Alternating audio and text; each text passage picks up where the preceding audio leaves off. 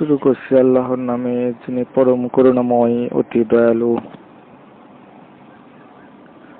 সূরা আল বাকারা, আয়াত নম্বর 1 থেকে 4।